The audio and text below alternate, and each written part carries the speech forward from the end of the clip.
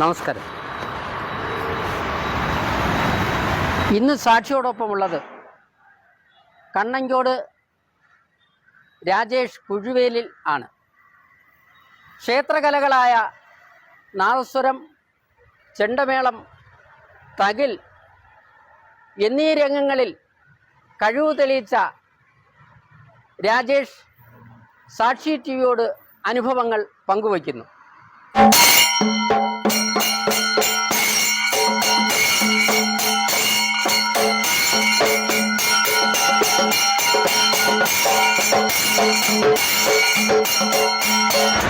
ക്ഷേത്രകലകളിൽ ഒന്നിൽ കൂടുതൽ രംഗങ്ങളിൽ, അതായത് ചെണ്ടമേളം, നാദസ്വരം, തകില്, ഇതിലൊക്കെ തന്നെ തൻ്റേതായ വ്യക്തിമുദ്ര പതിപ്പിച്ച രാജേഷിന് ആ രംഗങ്ങളിൽ ഉണ്ടായിട്ടുള്ള ധാരാളം അനുഭവങ്ങൾ കാണും.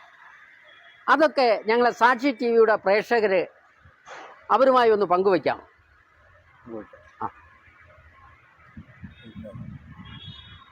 ഈ ക്ഷേത്ര കലകളായിട്ടുള്ള ഈ വാദ്യങ്ങളുമായിട്ട് വളരെ കുട്ടിക്കാലം മുതലേ ഉള്ള ബന്ധമാണ്. അത് എങ്ങനെയാണെന്ന് ചോദിച്ചാൽ, പാരമ്പര്യപരമായി കുലത്തൊഴിൽ ചെയ്യുന്ന ഒരു വീട്ടിലെ ആളാണ്. അപ്പോൾ പൂർവികർക്കുള്ള കാര്യങ്ങൾ ചെയ്ത് വന്നതിൽ നിന്ന് ഞാനും പിന്തുടരേണ്ടി വന്നു. അങ്ങനെ വന്ന ഒരാളാണ്. അപ്പോൾ കുട്ടിക്കാലത്തെ ഈ കേട്ട് ക്ഷേത്രങ്ങളിൽ വന്ന് ഈ മേളങ്ങളും അവിടുത്തെ ഓരോ സംവിധാനങ്ങളും കേട്ടും കണ്ടും അതൊക്കെ മനസ്സിലാക്കിയിട്ട് പിന്നീടാണ് അതിൽ സമ്പ്രദായം അനുസരിച്ചൊക്കെ ഓരോ സ്ഥലത്തുനിന്നും അത് പഠിച്ച് അങ്ങനെ മുമ്പോട്ട് വന്നത്. രാജേഷിനെ ഈ രംഗത്തേക്ക് നയിച്ച ഒരു പ്രേരക ശക്തി ആരാണ്? പ്രേരക ശക്തി എന്ന് പറയുമ്പോൾ നമ്മളെയൊക്കെ കുടുംബത്ത് മുതിർന്നവർ ചെയ്തു വന്നവർ, ഈ കുട്ടിക്കാലം മുതലേ നമുക്ക് ബന്ധം അങ്ങനെയാണല്ലോ. ബന്ധം കുട്ടിക്കാലം മുതലാണ്. അപ്പോൾ അതുകൊണ്ട് മറ്റൊന്നും പോകാൻ പറ്റിയില്ല, മറ്റൊരു തൊഴിൽ പഠിക്കാൻ പറ്റിയില്ല. കുട്ടിക്കാലത്ത് മനസ്സിലാക്കിയത് ഇതായതുകൊണ്ട് പിന്നീട് അത് തുടരേണ്ടി വന്നു. ആ പൂർവികർ ചെയ്തത് കണ്ടു വന്നത് കൊണ്ടുള്ള അതാണ് ആ ബന്ധം. ഈ കലാരംഗത്തെ രാജേഷിൻ്റെ ഗുരുനാഥന്മാർ ആരൊക്കെയാണ്? അവരെക്കുറിച്ച് എന്താണ് പറയാനുള്ളത്? എൻ്റെ തുടക്കകാലത്ത് ഞാൻ ഇത് കാണുകയും അല്ലെങ്കിൽ അതിന് പഠിക്കുകയും അല്ലെങ്കിൽ പഠിക്കാൻ ഒരുങ്ങുകയും അല്ലെങ്കിൽ എന്നെ കൊണ്ടത് ചെയ്യിപ്പിക്കുകയും ചെയ്തത് എൻ്റെ ജ്യേഷ്ഠനും അല്ലെങ്കിൽ ആയിട്ടുള്ള ശശികുമാർ, ഒരിടത്തുള്ള ശശികുമാറാണ്. അദ്ദേഹമാണ് ആദ്യത്തെ ഒരു തുടക്കം. പിന്നീട് നമ്മളെ യാത്രകളിൽ അങ്ങനെ ധാരാളം പേരെ കിട്ടി. അവരിൽ നിന്നെല്ലാം പഠിച്ചു. ചെണ്ടയ്ക്ക് തിരുവല്ലയുള്ള ഒരു സുഭാഷ് എന്ന് പറഞ്ഞ ആളാണ്. അങ്ങനെയാണ് ഗുരുനാഥന്മാർക്കുള്ള പോക്ക്. അതിൽ ഇന്ന് നമ്മളെ ഈ തെക്കൻ സമ്പ്രദായം ആണ് ഇവിടങ്ങളിൽ എല്ലാവരും കണ്ടുവരുന്നതും നമുക്ക് മനസ്സിലാക്കാൻ പറ്റിയിട്ടുള്ള ഒരു മേള സമ്പ്രദായം എന്ന് പറയുന്നത് തെക്കൻ സമ്പ്രദായം. നമ്മളെ നാട്ടിൽ തെക്കനും വടക്കനും അങ്ങനെ രണ്ട് ചിട്ടയുണ്ട്. അതിൽ വടക്കൻ സമ്പ്രദായം കൂടി എനിക്ക് നമ്മളെ ഈ മേഖലകളിൽ ഈ പ്രേമികൾക്കിടയിലൊക്കെ തന്നെ അത് അവതരിപ്പിക്കാൻ സാധിച്ചു എന്നുള്ളതാണ്. ഏതെല്ലാം ക്ഷേത്രങ്ങളിൽ ഈ കലാരൂപങ്ങൾ അവതരിപ്പിക്കാൻ രാജേഷിന് സാഹചര്യം ഒരുക്കിയിട്ടുണ്ട്? സാഹചര്യത്തിൽ അത് രണ്ട് രീതിക്ക് നമുക്കത് പറയേണ്ടി വരും. ഒന്ന്, ക്ഷേത്രത്തിലെ അടിയന്തരമായിട്ടുള്ള ഒരു സംവിധാനം.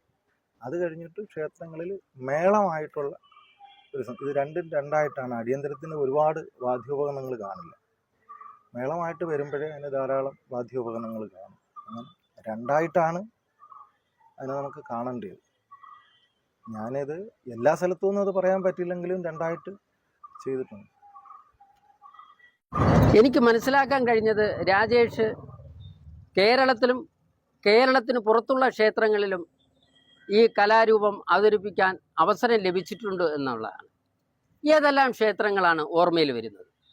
ഞാൻ കേരളത്തിന് പുറത്ത് പ്രധാനമായിട്ടും തമിഴ്നാട്ടിൽ കുറ്റാലത്തിലെ വലിയമ്പലം, പമ്പിളി, രാജപാളയം, ചുരണ്ടയിൽ, സത്രം, ഇങ്ങനെ ഏതാണ്ട് ഈ തെങ്കാശിയുടെ അതിൻ്റെ 2 സൈഡ് ഭാഗങ്ങളിലും ധാരാളം സ്ഥലത്ത് ക്ഷേത്രങ്ങളിലെ പ്രതിഷ്ഠയായി ബന്ധപ്പെട്ടുള്ള മേളത്തിന് പോയിട്ടുണ്ട്.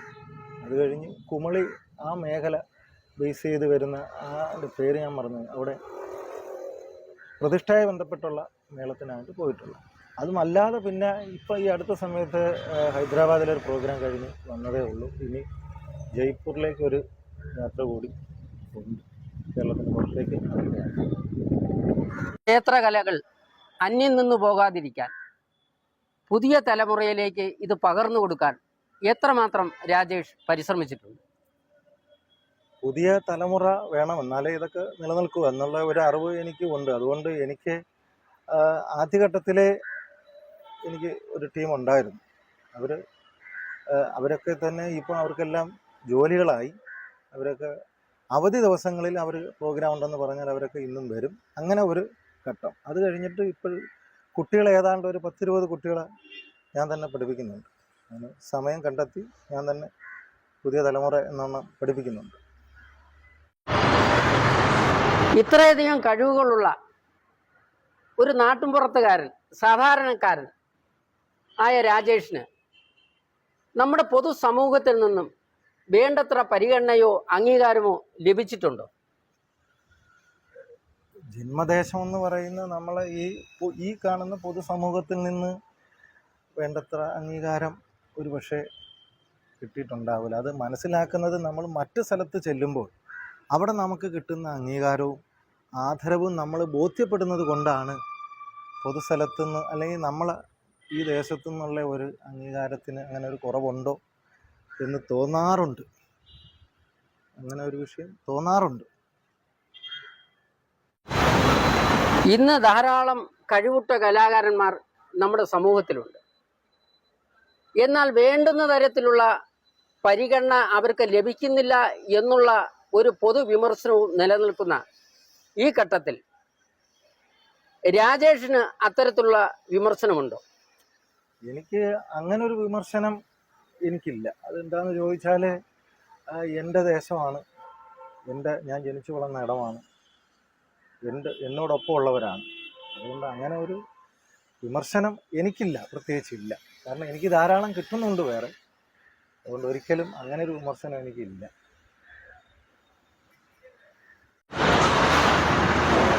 രാജേഷിൻ്റെ കുടുംബത്തെക്കുറിച്ചൊന്നും പറഞ്ഞില്ല. കുടുംബജീവിതം സന്തോഷകരമാണ്? കുടുംബജീവിതം സന്തോഷകരമാണ്. അമ്മ ഉണ്ട്, ഭാര്യയും 2 കുട്ടികളും അടങ്ങുന്നതാണ് എൻ്റെ കുടുംബം. ഒരാണും ഒരു പെൺകുട്ടി. മകനും എന്നോടൊപ്പം ഈ മേളവേദികളിൽ ഉണ്ട്. ഭാര്യ ആയൂര് ഒരു മെഡിക്കൽ ഷോപ്പ് നടത്തുന്നു. സന്തുഷ്ടമായ കുടുംബം കഴിഞ്ഞു പോകുന്നു. ഈ ക്ഷേത്രകലയുമായി സജീവമായി എത്ര വർഷം ക്ഷേത്രങ്ങളുമായി ബന്ധപ്പെട്ട് പ്രവർത്തിക്കാൻ കഴിഞ്ഞിട്ടുണ്ട്? സജീവമായിട്ട് കഴിയുന്നു എന്ന് പറയുന്നത് ഏതാണ്ട് 25 വർഷം സജീവമായി. 25 വർഷം കൊണ്ട് ഞാൻ സജീവമായിട്ട് ഈ പൊതുരംഗത്തുണ്ട്. അതായത് തിരുവനന്തപുരം ജില്ലയുടെ ഏതാണ്ട് ഈ പടിഞ്ഞാറേ സൈഡ് തൊട്ട് കൊല്ലം ജില്ല ഏതാണ്ട് മുഴുവനായും പത്തനംതിട്ട ജില്ലയുടെ ഏതാണ്ട് പകുതി വരെയും ഞാൻ യാത്ര ചെയ്തിട്ടുണ്ട്, പ്രോഗ്രാം ചെയ്തിട്ടുണ്ട്. അവിടെയൊക്കെ എന്നെ അറിയാവുന്ന ധാരാളം പേരുണ്ട്. ഏതാണ്ട് 25 വർഷം കൊണ്ട് ഞാൻ സജീവമായിട്ട് ഇവിടെ പ്രവർത്തിക്കുന്നു. ക്ഷേത്രകലകളിൽ ഒന്നിൽ കൂടുതൽ കലകളിൽ വളരെ വ്യത്യസ്തമായ രീതിയിൽ കഴിവുകൾ പ്രകടിപ്പിച്ചുകൊണ്ട് ശോഭിച്ച് നിൽക്കുന്ന രാജേഷ് നാളെ ചടയമംഗലത്തിനും അതോടൊപ്പം തന്നെ കലാരംഗത്തും ഒരു തിലകക്കുറിയായി മാറട്ടെ. അതിനു വേണ്ടുന്ന അവസരങ്ങൾ രാജേഷിന് തേടിവരും. രാജേഷിന് ഇനിയും നിരവധി പുരസ്കാരങ്ങളും അതോടൊപ്പം തന്നെ അംഗീകാരങ്ങളും വരട്ടെ എന്ന് സാക്ഷിയുടെ പേരിൽ എല്ലാവിധ ആശംസകളും നേരുന്നു. അതിൽ എനിക്ക് പറയാനുള്ളത്, എന്നെപ്പോലെ ഒരു കലാകാരനെ 10-20 വർഷക്കാലമായി ഈ ഫീൽഡിലുണ്ടായിരുന്ന എന്നെപ്പോലെയുള്ള ഒരു കലാകാരനെ ഇത്തരം ഒരു കാര്യത്തിന്, അതായത് എൻ്റെ വീട്ടിലേക്ക് വന്ന് ഇങ്ങനൊരു കാര്യത്തിന് പങ്കെടുക്കണമെന്ന് പറഞ്ഞ സാക്ഷി ടി വിക്കും പിന്നെ എല്ലാവർക്കും എൻ്റെ ആശംസ.